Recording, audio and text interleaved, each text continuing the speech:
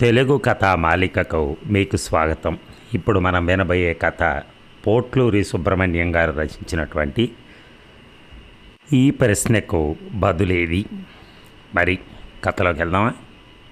Anil Kumar compound gate తీసుకుని లోపలికి ప్రవేశించగానే, బాబు నీకు ఉత్తరం వచ్చింది అంటూ ఒక కవర్ అందించింది నాగరత్నమ్మ గారు. ఆమె ఆ ఇంటి యజమానురాలు. ఆమె భర్త తప్ప ఆ ఇంట్లో మరెవరూ లేరు. ఆమె ఇద్దరు కొడుకుల్లో ఒకరు ఢిల్లీలోనూ మరొకరు కలకత్తాలోనూ ఉన్నతోద్యోగాలు చేస్తున్నారు. అనిల్ కుమార్ మీద ఆమెకు సదభిప్రాయం ఉంది. కారణం అతని నడవడిక, క్రమశిక్షణ ఆమెను ఆకర్షించడం. అనిల్ కుమార్ మేడ వెనక వైపు వెళ్ళి మెట్లెక్కి మేడ మీద ఉన్న తన గదికి చేరుకున్నాడు. అలసటగా కుర్చీలో కూర్చుని ఉత్తరం చించాడు. చిరంజీవి అనిల్ కుమార్కి మీ తండ్రి ఆశీర్వదించి వ్రాయటం. ఇక్కడ మేము క్షేమంగా ఉన్నాం. నీకు క్షేమములు తెలియరావటం లేదు. నువ్వు పోయిన నెలలో పంపిన డబ్బు అందింది. ఈ ఉత్తరం రాయటానికి ముఖ్య కారణం ఇక్కడ నీకు పెళ్లి సంబంధాలు వస్తూ ఉండటమే. 20,000 నుంచి 60,000 వరకు కట్నం ఇస్తామంటున్నారు. నిన్న బిట్రగుంట నుంచి ఒక ఆయన మన ఊరికి వచ్చాడు. మనకి దూరపు బంధువు. నీకు వరుసకు మామ అవుతాడు. వాళ్ళ అమ్మాయిని ఇస్తామంటున్నాడు. అమ్మాయి పేరు వసంత. కట్నం 50,000. డబ్బు 35 సవర్ల బంగారము పెడతానంటున్నాడు. అంటే ₹1,00,000 ఆస్తి అన్నమాట. దీనికి మేము సుముఖంగా ఉన్నాం.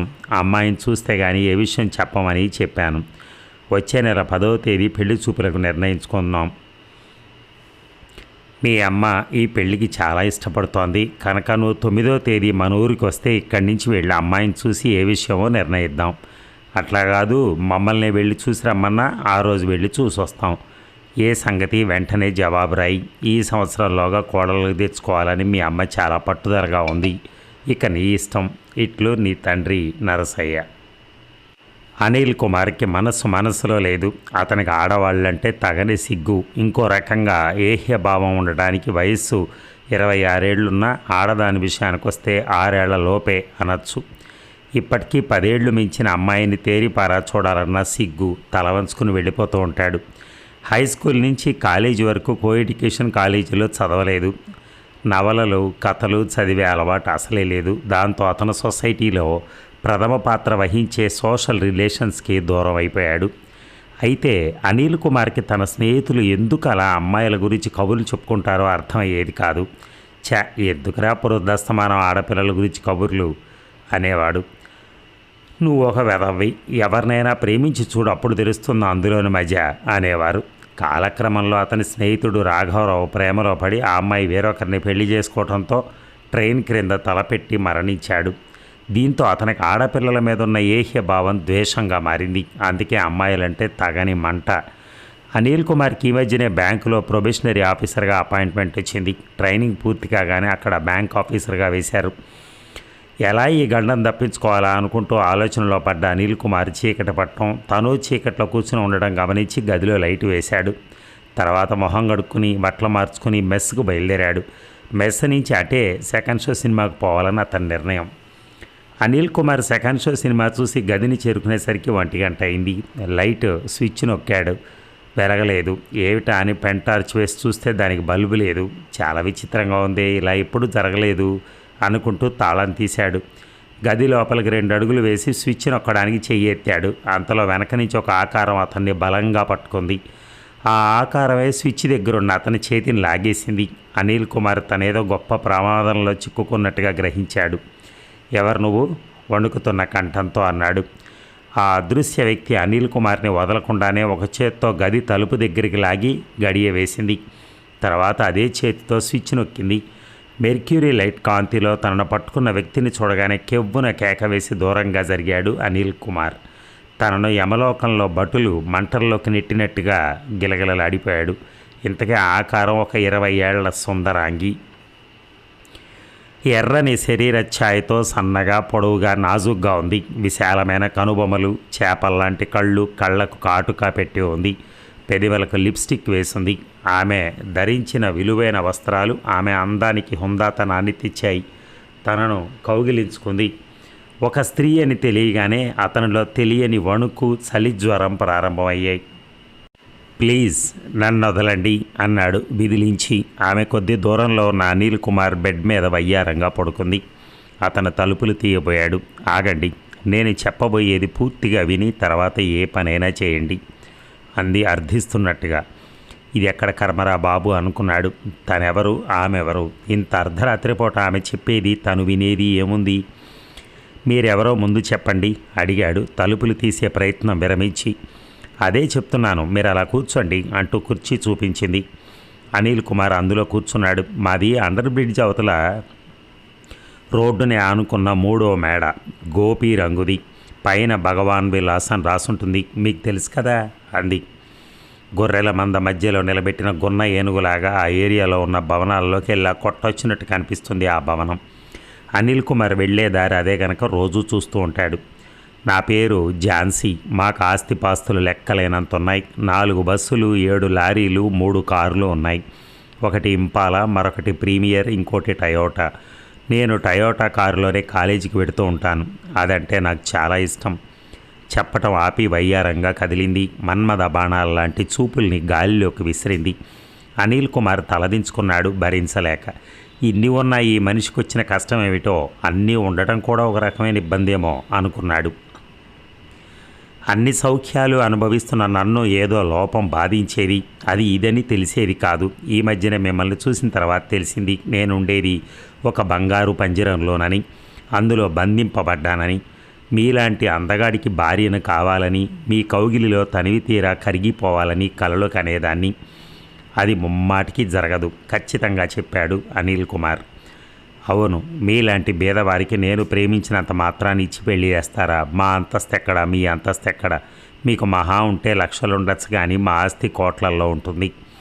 చెప్పడం ఆపి చిరునవ్వు నవ్వింది. అలా నవ్వినప్పుడు ఆమె పెదవులు వంకర్లు తిరిగాయి. అలవి కానీ ఆస్తి ఉంటే మనుషులు ఇలాగే ఉంటారు, కౌగిలిలో కరిగిపోవాలట. ధనం ఎక్కువయ్యేసరికి పైత్యపు కోరికలు పుడతాయి కాబోలు. ఒకవైపు తిండికి గతి లేక కడుపు మార్చుకునే బీదలు, ఇంకోవైపు లెక్కలేనంత ఆస్తితో వెర్రబీగే ధనవంతులు. ఈమె తనను చాలా ఇన్సల్ట్ చేస్తూ ఉంది. ఎలాగైనా ఈ రాక్షసిని వదిలించుకోవాలనుకున్నాడు. డబ్బున్నంత మాత్రాన నాకు గర్వం లేదండి. చూడండి, ఇంత విలువైన డ్రెస్ అంటే నాకేమాత్రం ఇష్టం లేదు. అందరిలా సింపుల్గా ఉండాలని నా కోరిక. కానీ మా వాళ్ళు ఊరుకోరే. అంతస్తట అంతస్తు, నన్ను బొమ్మని చేసి అలంకరిస్తారు అంటూ మంచం దిగి నిలబడింది. అనిల్ కుమార్ 2 చేతుల్లో గడ్డం ఆంచుకుని కొడుతున్నాడు.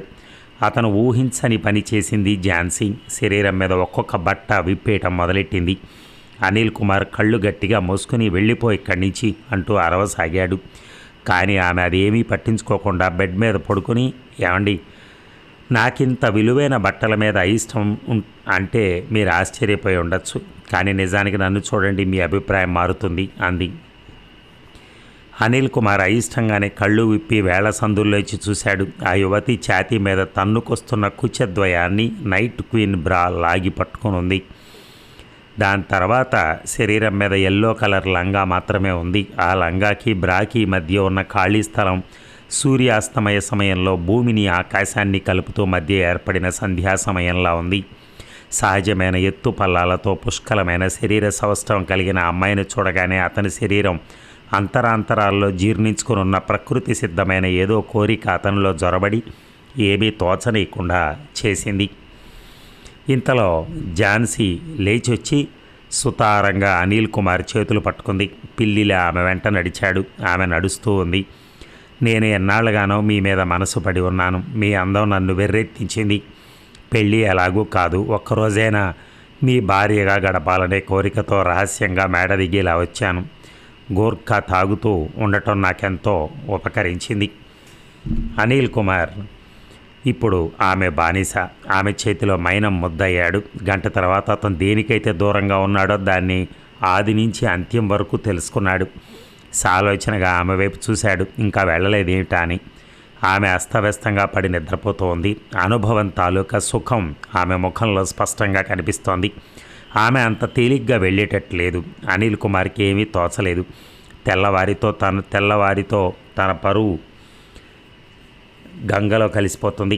ఆ అమ్మాయిని తట్టి లేపుదామంటే మనసు ఒప్పుకోవటం లేదు. కోటీశ్వరులైన ఆమె తల్లిదండ్రులకి ఈ సంగతి తెలిసిందంటే ముందు వెనకాల ఆలోచించకుండా తను చేసిన పనికి ఆజన్మ ఖైదు వేయిస్తారు.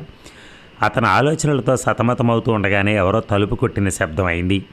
అనిల్ కుమార్ గుండె ఒక్కసారిగా ఆగి మరలా కొట్టుకోసాగింది. తన పరిస్థితి గుర్తొచ్చి ఏం చేయాలరా దేవుడా అనుకున్నాడు. తలుపు చప్పుడు మరీ ఎక్కువైంది.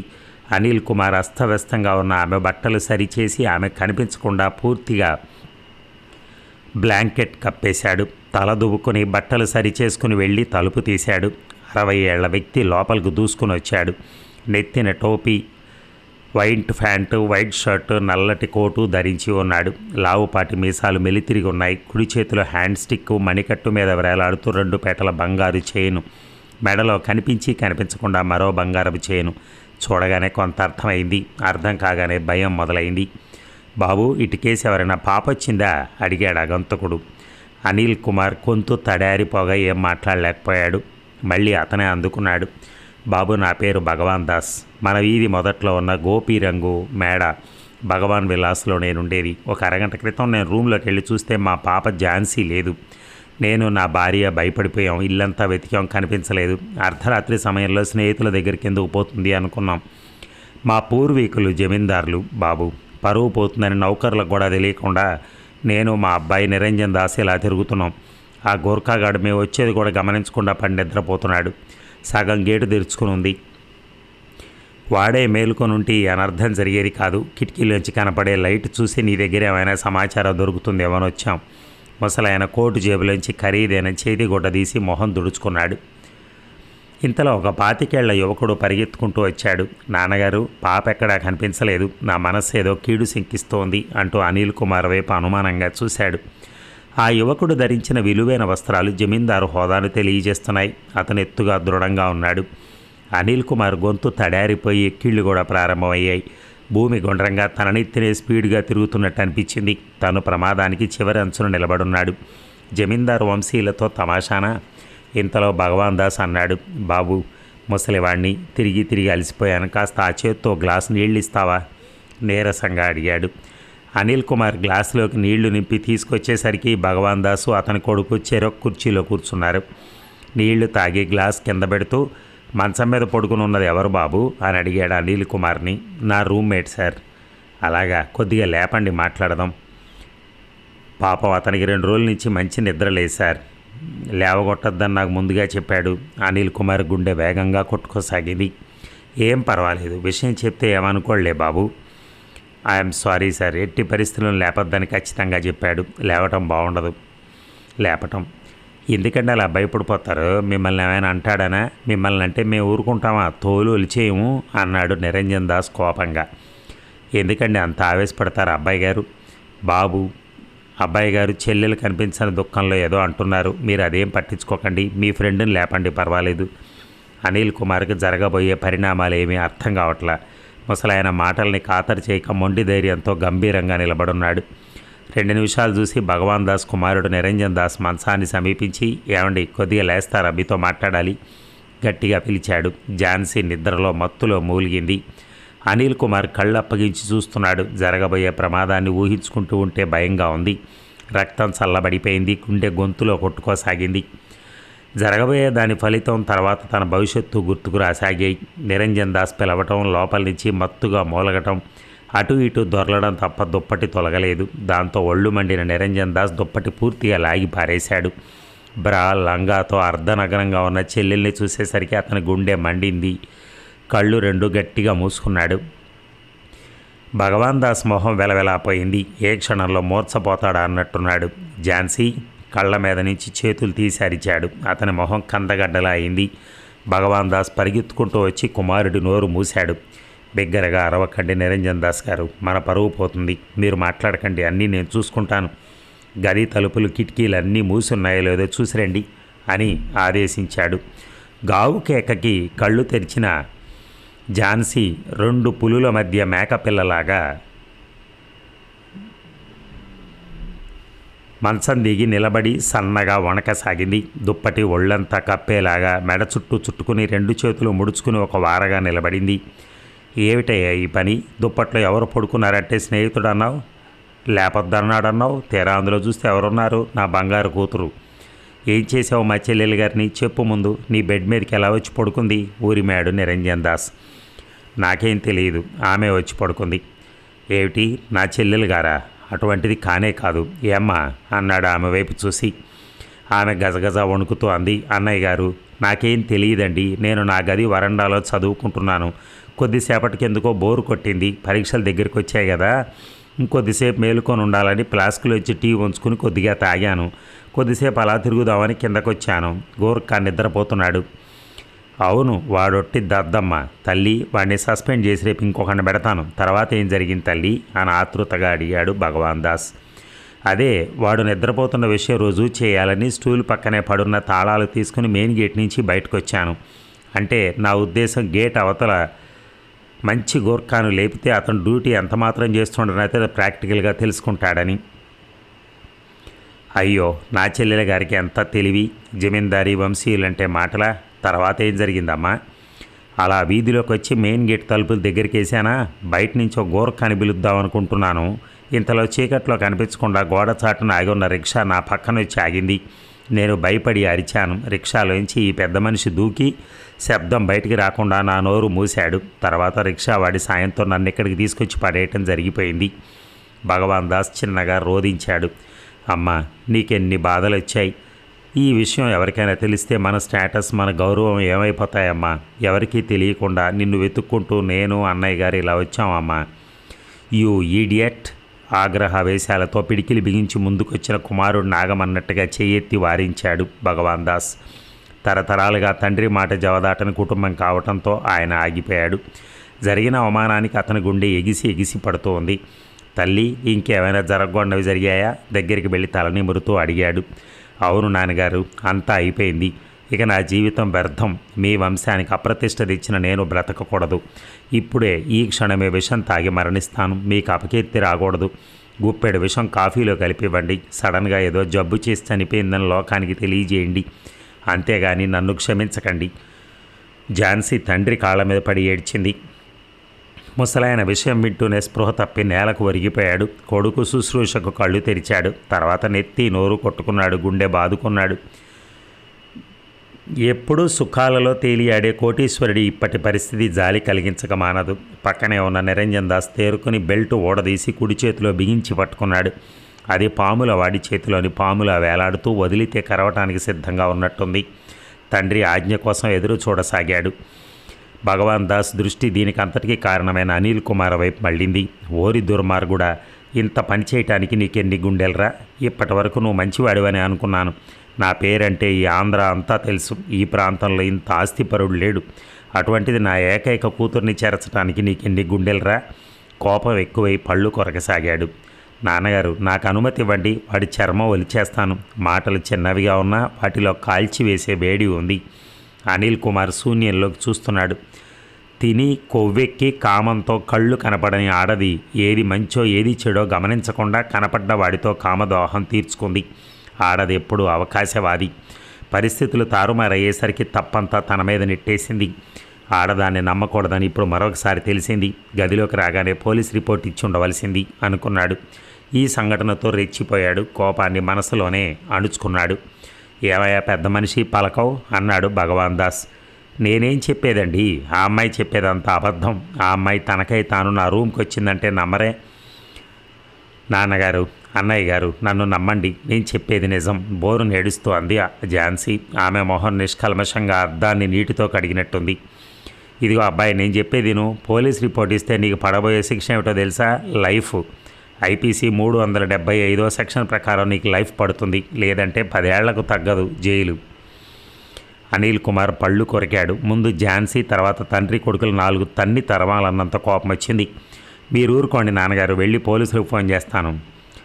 త్వరపడి అలా చేయకండి అబ్బాయి గారు. పోలీసులకు ఫోన్ చేయడం గొప్ప విషయం అని అనుకోకండి. తర్వాత మన పరిస్థితి ఎలా ఉంటుందో ఆలోచించండి. అమ్మాయి గారిని వివాహం చేసుకోవడానికి ఏ పిల్ల జమీందారు ముందుకు రాడు. దీర్ఘాలోచనలో పడిపోయాడు నిరంజన్ దాస్. అయితే అతన్ని వదిలేయటమేనా? దానికి నేను ఒప్పుకోను. వీడంతు తేల్చేస్తాను. అదే నేను ఆలోచిస్తున్నాను. అటు మన పరువు పోకుండా తగిన శాస్తి చేయాలి. తిడుతూనే ఉన్నాడు. సమయం గడిచిపోసాగింది. వీడిని సఫా చేస్తాను ఆఖరిగా అన్నాడు నిరంజన్ దాస్. ఈ మాట వినేసరికి అనిల్ కుమార్లో పౌరుషం కోడిపుంజు తల నెగిడినట్టు నెగిడింది. విజయమో వీరమరణమో తప్పు తనది కానప్పుడు వీళ్ళకెందుకు భయపడాలనుకున్నాడు. అన్నింటికీ తెగించి తను యుద్ధానికి సిద్ధమయ్యాడు. ఏమిటి, చంపుతానంటారా? అది మన ఇంటా వంట లేదు. మనది సూర్యవంశానికి చెందిన కుటుంబం. నిరంతరం దానాలు చేస్తూ ఎన్నో జీవితాలను కాపాడిన చేతులు మనవి. వాటితో అప్రతిష్ట పనులు చేయకండి అరిచాడు భగవాన్ దాస్. తర్వాత కొడుకుని తీసుకుని బయటికి వెళ్ళాడు. అనిల్ కుమార్ ఇప్పటి వరకు క్రొత్త కథ వినిపించిన ఝాన్సీ వైపు ఉరిమి చూశాడు. ఏడుపు మొహం పెట్టిన ఝాన్సీ తన తండ్రి అన్నయ్య అలా బయటికి వెళ్ళగానే అనిల్ కుమార్ వైపు చూసి గాలిలో ఒక ముద్దు విసిరి కొంటెగా చూసింది. ఒళ్ళు బగ్గున పడింది. అనిల్ కుమార్కి మండింది. మీరు ఈ ప్రమాదం నుంచి బయటపడాలంటే మార్గం నేను చెప్తాను అంది ఝాన్సీ చిన్నగా. ఏమిటి, గత్యంతరం లేక అడిగాడు. ఇది జరిగిన తర్వాత మన ఇద్దరికి పెళ్లి చేస్తారనుకున్నాను, కానీ మా వాళ్ళు ఒప్పుకునేటట్లేరు. మనకు అంతస్తులు అడ్డొస్తున్నాయి కనుక మా వాళ్ళు వంశ ప్రతిష్టలు నాశనం అవుతాయని భయపడుతున్నారు. అయితే ఇంకొక మార్గం ఉంది. మా నాన్నగారికి డబ్బు పిచ్చి ఎక్కువ. మీరు ఒక 25,000 మా నాన్నగారికి ఇస్తానని చెప్తే ఈ విషయంలో క్షమించవచ్చు. మా నాన్నగారి మాటే మా అన్నయ్య గారికి వేదవాక్కు కనుక దీనికి ఒప్పుకుని వదిలిపెట్టచ్చు. అనిల్ కుమార్కి అంత బాధలోనూ నవ్వొచ్చింది. వంశ ప్రతిష్టల కోసం తమ సర్వాన్ని త్యాగం చేసి వీరమరణం పొందిన వాళ్ళు, బికారులైన వాళ్ళు ఉన్నారు, కానీ ఇలా డబ్బు కోసం వంశ ప్రతిష్టలు పోగొట్టుకునే వాళ్ళు లేరు. తన దగ్గర డబ్బు ఎక్కడిది, ఈడ్చి తనిన ఈ నెల జీతం తప్ప మరేం లేదు. అయినా వాళ్ళకి తను ఎందుకు డబ్బు ఇవ్వాలి? ఈ లోపల తలుపులు తోసుకొని తండ్రి కొడుకులు లోపల ప్రవేశించారు. నేను మీ అమ్మాయిని పెళ్లి చేసుకోదలిచాను. వాళ్ళు ఏదో అనబోయే లోపల అనిల్ కుమార్ అన్నాడు. అతనికి కల్లా కపటం తెలియని ఒక అమ్మాయి శీలం దోచేశానే అనే పశ్చాత్తాపం ఉంది ఒకవైపు. దాంతో వాళ్ళు ఒక్కసారిగా ఉలిక్కిపడ్డారు. ఝాన్సీ కళ్ళు ఆనందంగా మెరిశాయి. ఝాన్సీ వైపు ప్రశాంతంగా చూసిన వాళ్ళ కళ్ళు క్షణంలో రంగులు మారాయి. మేమెవరో అనుకున్నావు? నీతో మాకు వియ్యమా? నక్కకి నాగలోకానికి ఎంత తేడా? ఎక్కడైనా చీమలు సింహాలతో స్నేహం చేయడం చూసావా? మేము నలుగురిలో తలెత్తుకుని తిరగాలనే నువ్వు ఈ మాట అంటున్నది? పరాభవాగ్నితో ఇప్పటికే దహించుకుపోతున్న మాతో పరాచికాలు ఆడతావా? హుంకరించాడు భగవాన్ దాస్. అనిల్ కుమార్ మౌనంగా ఉండిపోయాడు. ఇప్పుడు మేమేం నిర్ణయించుకున్నామో తెలుసా? పోలీస్ రిపోర్ట్ ఇవ్వాలని, మీ సంగతి బయటికి రాకుండా నిన్ను లోపల దోసేయాలని. మా సంగతి అయితే బయటికి రాదు, నిరంజన్ దాస్ గద్దించాడు. పోలీస్ రిపోర్ట్ ఇస్తే సహజంగా తప్పు తందేనని తెలుస్తుంది. తనకు తప్పక జైలు శిక్ష పడుతుంది. దాంతో ఉద్యోగం పోతుంది. ఇక ఆలోచిస్తే లాభం లేదు. ఝాన్సీ చెప్పిన రెండో ఉపాయం ప్రయోగించి చూడాలనుకున్నాడు. జరిగిందేదో పొరపాటు, తప్పు నాదే గనక ఏదో కొంత డబ్బు తీసుకున్నాను, వదిలేయండి అన్నాడు అనిల్ కుమార్ తల వంచుకొని. చేసిన నీచపు పనిని డబ్బుతో లెక్కగడతావా దుర్మార్గుడా? హుంకరిస్తూ మీదకి రాబోతున్న నిరంజన్ దాస్ని ఆపాడు భగవాన్ దాస్. మీరు ఊరుకోండి అబ్బాయి గారు, ఉభయులకి శ్రేయస్కరమైన పని మనం ఆలోచించాలి. ఇంతకే ఎంత ఇస్తానంటావు అన్నాడు డబ్బు మనిషి భగవాన్ దాస్. అతని కళ్ళు మెలమెలా మెరుస్తున్నాయి. డబ్బు విషయంలో తండ్రి వీక్నెస్ కోపం వచ్చినా తండ్రికి ఎదురు చెప్పలేక అసహ్యంగా అడు తిరిగి నిలబడ్డాడు. 5,000 రూపాయలు ఇవ్వగలను. 5,000 ఏమిటి, 25,000 ఇవ్వండి, కేసు డ్రాప్ చేసుకోను. ఇద్దరికీ వాదోపవాదం జరిగింది. అనిల్ కుమార్కి ఇది ఇష్టం లేకపోయినా ప్రమాదం నుంచి తప్పించుకోవటం కోసం దేనికైనా సిద్ధం. అరగంట తర్వాత బేరం 10,000కు తెగింది. నేను 2 రోజుల్లో ఆ మొత్తం మీ ఇంటికి చేరుస్తాను. ప్రస్తుతం నా దగ్గర ఈ నెల జీతం తప్ప మరేవీ లేదు. ఏమిటి, డబ్బు లేకుండానే ఇంతసేపు బేరం చేసింది? ఏం పెద్ద మనిషివా నువ్వు? ఈ విషయం బయటికి పొక్కకూడదని ఎంత కప్పి ఉంచినా నువ్వు నా దారికి రావట్లా అన్నాడు కోపంగా. అటు తిరిగి ఉన్న నిరంజన్ దాస్ చివ్వున తల తిప్పాడు. ఏం మాట్లాడలా, పళ్ళు కొరికాడు. బెడ్ మీద ఉన్న బ్లాంకెట్ కింద పరిచి గదిలో ఉన్న 10 జతల టెరీ కాటన్ బట్టలు, radio, automatic iron box, tape recorder, alarm, time piece అందులో ఉంచాడు. టేబుల్ మీద ఉన్న అనిల్ కుమార్ ఎలక్ట్రానిక్ వాచ్ జేబులో వేసుకున్నాడు. లాక్ చేయకుండా వదిలిన బ్రీఫ్ కేస్ తెరిచి అందులో ఉన్న 2,000 జీతం జేబులో కుక్కున్నాడు. వస్తువుల్ని దుప్పట్లో మూటగా కట్టి పట్టుకుని, నాన్నగారు 4గా వచ్చింది, హోటళ్ళ వాళ్ళు లేస్తారు, మన పరువు పోతుంది, వెళ్దాం పదండి అంటూ ముందుకు నడిచాడు. వెనకనే భగవాన్ దాస్. ఈ లోపల చీరలో ముస్తాబై ఉన్న ఝాన్సీ అతన్ని అనుసరించారు. అంత పెద్ద భవనంలో ఏదో మూల నిద్రిస్తున్న వృద్ధ దంపతులకు ఈ విషయం తెలియదు. వాళ్ళు రోడ్డును పోతున్న ఆటోను ఆపటం, అందులో అందరూ ఎక్కడం, కిటికీలోంచి చూస్తున్న అనిల్ కుమార్కి స్వప్నంలోంచి చూస్తున్నట్టుగా ఉంది. ఇది కల కాదు, యథార్థం అని తెలియజేస్తూ సమీపంలోని స్టేషన్లోంచి రైలు బిగ్గరగా కూసింది. అనిల్ కుమార్ సుస్థిగా ఉందని బ్యాంకుకు సెలవు పంపించి గదిలోనే ఉండిపోయాడు. పోయిన వస్తువుల్ని ఇంట్లో వాళ్ళకి ఏ పద్ధతిలో తెలియజేయాలని ఆలోచిస్తున్నాడు. మధ్యాహ్నం 12 గంటల సమయంలో పోస్ట్ మ్యాన్ ఒక కవర్ అందించి వెళ్ళిపోయాడు. అది లోకల్గా పోస్ట్ చేయబడ్డ ఉత్తరం. ఫ్రమ్ అడ్రస్ లేదు. కవర్ చించాడు. ప్రియమైన అనిల్ కుమార్కి ఝాన్సీ నమస్కరించి వ్రాయటం. మొదటి వాక్యానికి అనిల్ కుమార్ కొళ్ళు మండింది. రాస్కెల్, ఇంకా నన్ను వదిలిపెట్టలేదు అనుకుంటూ పళ్ళు కొరుక్కున్నాడు. నా మీద మీకు చెప్పరాని అసహ్యం ఉంది కదూ. స్త్రీ జాతిని సమూలంగా నాశనం చేయాలనుకుంటున్నారు కదూ. రాత్రి మీ కళ్ళల్లో కనపడ్డ కసి, ముఖంలో కనిపించిన వేదన, శరీరం మీద నిక్కబడుచుకున్న రోమాలు ఈ విషయం తెలియజేశాయి. నా కథ విని మీరే నిర్ణయానికి వచ్చినా నాకు అంగీకారమే. నాదొక విషాద గాథ. మా నాన్నకి 6 సంతానం. మా నాన్న బడిపంతులుగా నేను BA ఫైనల్ ఇయర్ చదువుతుండగా రిటైర్ అయ్యారు. దాంతో నేను కాలేజీ మానేసి మా నాన్నకు తోడుగా ట్యూషన్లు చెప్పాల్సి వచ్చింది. తర్వాత ప్రైవేటుగా BA పాస్ అయ్యాను. మరుసటి సంవత్సరమే మా నాన్న చనిపోయాడు. వృద్ధురాలైన తల్లి, పెళ్లికి ఎదిగిన చెల్లెళ్ళు, చదువుకుంటున్న తమ్ముళ్లకు నేనే ఆధారం అయ్యాను. ఉద్యోగం కోసం ఎన్నో బాధలు పడ్డాను, ఎక్కడా దొరకలేదు. ఇంట్లో పరిస్థితి కటకట అయిపోయింది. కట్టుకోని సరైన బట్టలు లేని నా చెల్లెళ్లను, కడుపు నిండా తిండి లేని తమ్ముళ్లను, నీరసంగా తూలిపోయే తల్లిని చూస్తూ ట్యూషన్ల మీద వచ్చే డబ్బుతో ఒక పూట తిని ఇంకో పూట తినక పస్తులు గడుపుతున్న నాకు ఒక ప్రైవేటు ఫర్మ్ మేనేజర్తో పరిచయం అయింది. అతను ఒకరోజు ఉద్యోగం ఇస్తాను రమ్మన్నాడు. నమ్మి అతని గదికి వెళ్ళిన నన్ను అనుభవించి 100 రూపాయలు చేతిలో పెట్టాడు. ప్రస్తుతానికి ఉద్యోగం లేదని, ఏవైనా ఖాళీలు వస్తే తప్పక నాకే ఇస్తానని, అప్పుడప్పుడు తన రూమ్కి రావచ్చని, వచ్చినప్పుడల్లా ఎంతో కొంత ఇస్తానని పలికాడు. నాకు పిచ్చెత్తినట్టు అయిపోయింది. 100 రూపాయల నోటు వాడి ముందే ముక్కలు చేసి ఆ ముక్కల్ని వాడి మొహాన్ని చల్లి ఏడుస్తూ బయటికి పరిగెత్తాను. ఆ సాయంత్రం వరకు ఏం తోచక ఎడారిలో నీళ్ల కొరకు వెతికినట్టు ఊరంతా వెతికాను. ఆ సాయంత్రం హుస్సేన్ సాగర్లో దూకి ఆత్మహత్య చేసుకోబోతున్న నన్ను 2 వ్యక్తులు పరిగెత్తుకొచ్చి పట్టుకున్నారు. వాళ్ళని చూసి బావురుమన్నాను. వాళ్ళు ఎవరో కాదు, నా క్లాస్మేట్స్ నారాయణ, దేవదాసు. వాళ్ళకి విషయం అంతా చెప్పాను, కానీ ఆ దుర్మార్గుడు అడ్రస్ ఇవ్వలేదు. నేను శీలం పోగొట్టుకున్న దాన్ని ఎవరి కోసం బతకాలి అన్నాను. నీ కోసం, నీ సోదర సోదరీమణుల కోసం అన్నారు వాళ్ళు నిరుద్యోగులు, నాటకాల కంపెనీలో చేరి వేషాలు వేస్తున్నారట. నన్ను రమ్మన్నారు. ఆలోచించి సరే అన్నాను. కానీ ఏం లాభం, అక్కడ కాంపిటీషన్, సీజన్లోనే డ్రామాలు ఉంటాయి. అదిగాక నాలాంటి ఆడదానికి వాళ్ళ చేతుల్లో శీలం పోగొట్టుకోవాల్సిన పరిస్థితి ఏర్పడింది. ఒకసారి నలిగిన పువ్వు దారిలో పడుంటే అందరి చేత తొక్కబడి అధపాతాళానికి పోతుంది. వేశ్య గృహాలే స్వగృహాలు అవుతాయి. అంతకంటే రహస్యంగా వ్యాపారం చేసుకుంటూ అందరూ పెద్ద మనుషుల్లా ఈ సంఘంలో ఎందుకు బతకూడదు అనుకున్నాను. అందుకే సరికొత్త నాటకం తయారు చేసి నా స్నేహితులకు చెప్పాను. అందువాళ్ళు ఒప్పుకోలేదు, నన్ను మందలించారు.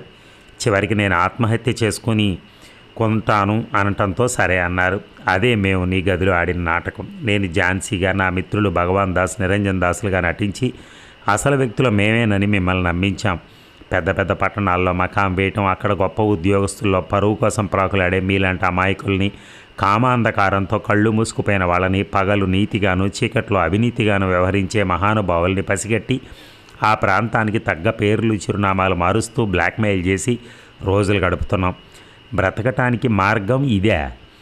అది మీరు అసహించుకోవచ్చు. తినడానికి తిండి లేక, కట్టడానికి బట్ట లేక, నిలువ నీడలేక నాలాంటి అభాగ్యులు కూటి కోసం చేసేది తప్ప.